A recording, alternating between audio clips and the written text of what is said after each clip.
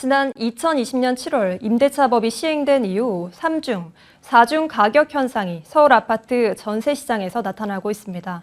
특히 올해 7월부터는 갱신권을 사용한 세입자들의 계약이 종료되면서 또 한 차례 전세 대란이 올 수 있다는 전망이 제기되는데요. 박수연 기자가 취재했습니다. 마포구 대장주 아파트 마포 레미안 푸르지오. 작년 11월 실거래된 전용 면적 59제곱미터 전세가를 살펴봤습니다.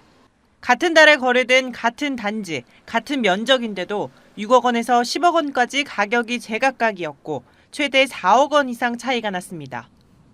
신규로 계약한 경우, 계약갱신 청구권을 사용해 5% 이내로 인상한 경우, 갱신 청구권을 사용하지 않고 집주인과 세입자 간의 합의를 통해 계약을 연장한 경우 등 천차만별 사례에 따른 다중가격 현상입니다. 신규 계약은 시세를 반영하기도 하지만 주로 갭 투자로 활용되는 주전세의 경우 시세를 더 끌어올리기도 합니다. 평균 가격이 형성돼 있어요, 지금. 집을 팔고 집주인이 주전으로 가는 거예요. 그런 물건들은 또 전세가가 되게 세게 들어가 있는 거죠. 그 가격이 하나 있고 갱신 가격이 있고 시세 가격이 있는 거예요. 대치동 은마아파트, 강동구 고덕그라시움 등 서울 지역 대표 아파트들의 전세 가격도 상황은 비슷합니다. 작년 6월에서 11월까지 전월세 재계약 거래 중 80%가 임대료 인상률 5% 이내였다며 임차인의 주거 안정이 이루어졌다는 정부 설명과는 상반된 분위기입니다.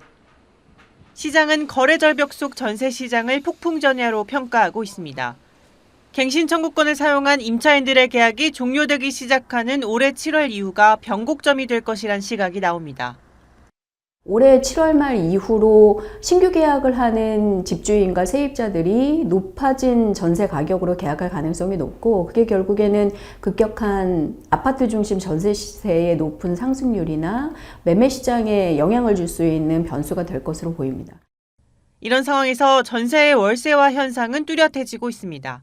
지난해 서울에서 월세가 낀 아파트 임대차 거래는 6만 9천여 건, 2011년 이래 가장 많은 수치입니다.